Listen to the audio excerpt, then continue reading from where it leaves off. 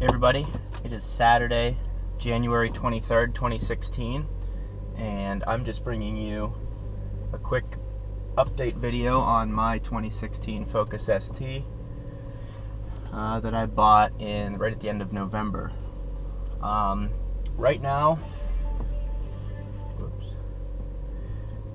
I have 2001 miles on my car, so I wanted to bring you that update video, the initial, kind of my initial takeaways of the car and what I like, what I don't like, and so far I think I like everything. The car is a lot quicker than I initially thought. I mean, when you're on boost, and because for my first 1,000 miles, I really didn't go above 5,000 RPMs, which even that's a little hard on your car if you're just breaking it in. But after I got through that barrier, I laid it down on some merging, going to work and stuff like that. And this car really makes some power. It's surprising, and I haven't driven something like an STI in a while to have it something to compare to, but compared to my 2011 Civic Si, way different, totally different ball game. And the other thing is how this car handles. It doesn't feel like a front-wheel drive car, and the chassis is balanced so well. Like, for example, if I'm coming to an intersection and just ripping a right-hand turn, that back end is ready to move, and that is just so exciting. The car doesn't really ever get, or I haven't got it to the point yet where it wants to push through a turn like a normal front-wheel drive car would. So that's something I really like about the car. More on the interior. If there's one thing I can't stress enough, is if you're going to get a 2015, or I guess now it would have to be a 2016 Focus ST, or if there's any 2015s left on the lots, get the carbon fiber package, the trim package on the inside.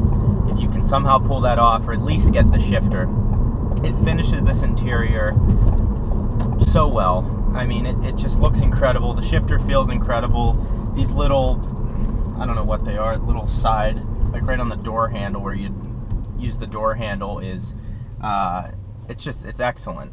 And then right on the boost gate where the gauges are at, it makes it look so much more finished on the inside. It's really nice. Steering wheel has just a perfect feel to it. Nice ST badge. Let's see what I'm getting on gas mileage. Getting 25.1 miles per gallon.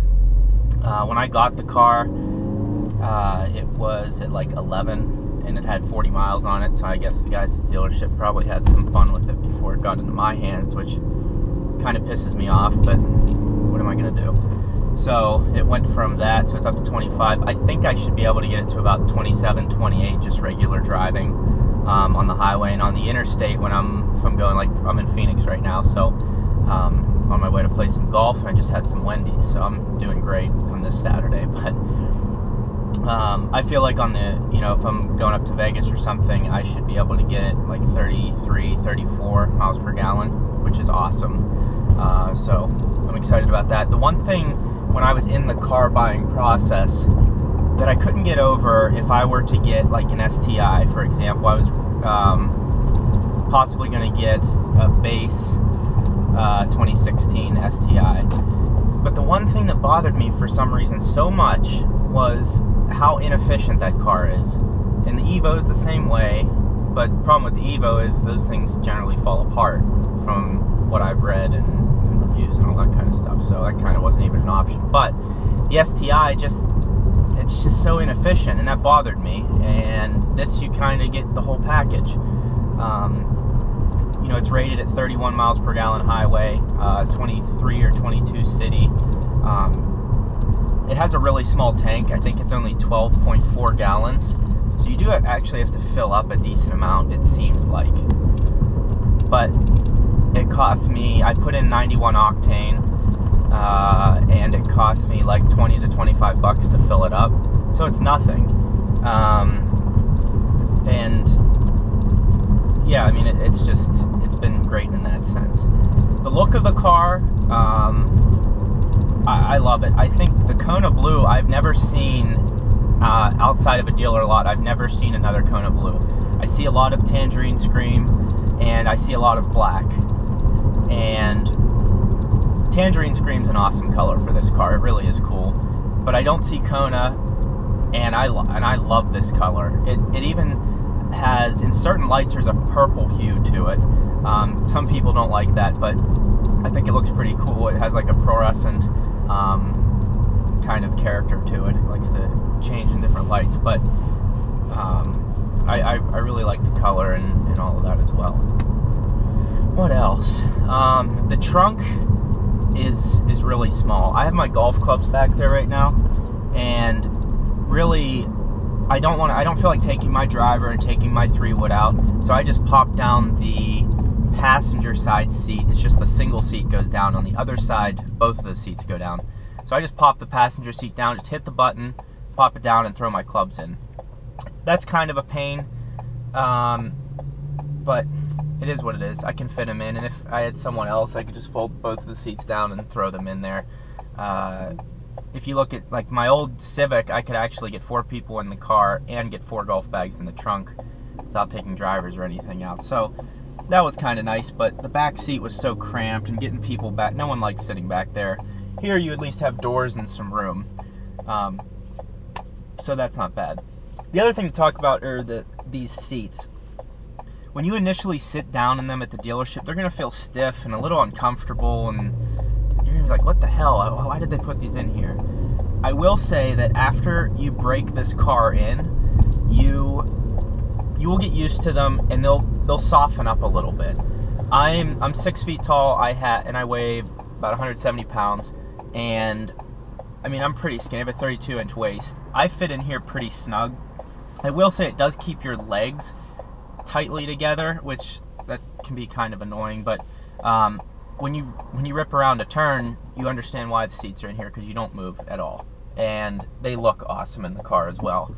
Now, like I said, I am in Phoenix, so I haven't had to go through a summer with full leather Recaro bucket seats, and that's probably going to suck. They're going to get really hot, and I wish they had a cooling seat feature in this car.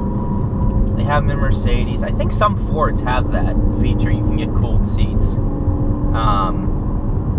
It's generally on higher end cars though, but I've heated seats and a heated steering wheel, which over the past 2 months I've used in the mornings. It's been nice, but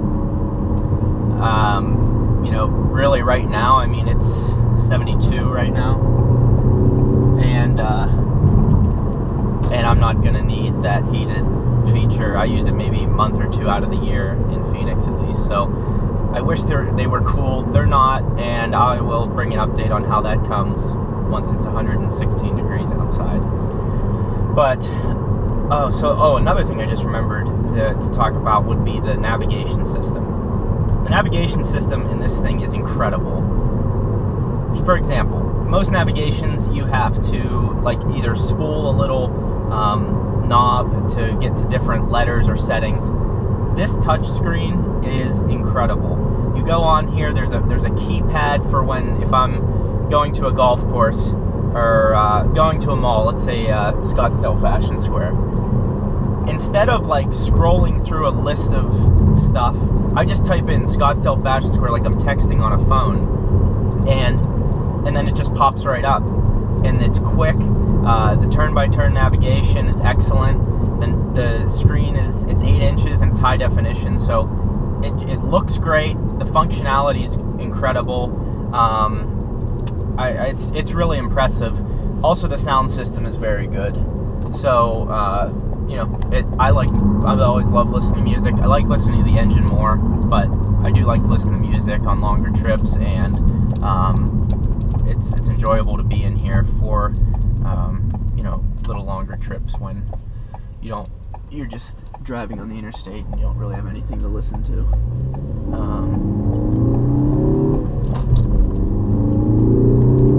It just sounds good.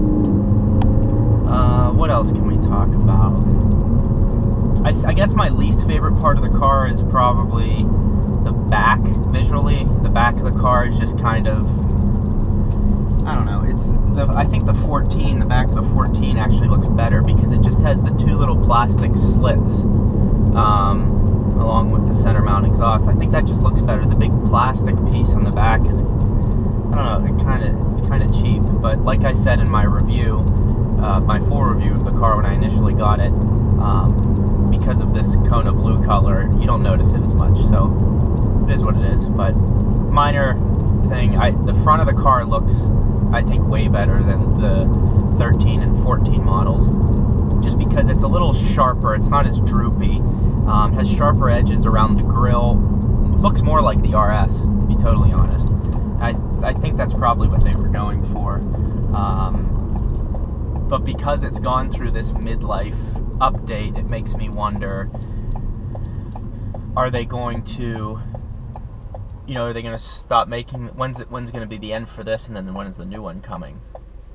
But I still think we might have a few more years.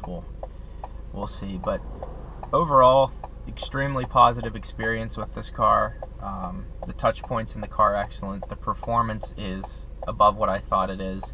The exterior updates for the 15 and 16 models are excellent. It's efficient. The infotainment system is great. Yeah, well, I'll give you another complaint. The cup holders here. You know how on some cars there's a little gate that you can push over to cover the cup holders? This doesn't have that. And that really pisses me off because in my Civic, I loved being able to always have that closed, and then my phone would just sit there. Now my phone just has to sit on this, in the cup holders, and I don't know, it's just not as neat of a look. I like when you can cover that up, but it is what it is. But thank you for watching, and more videos to come.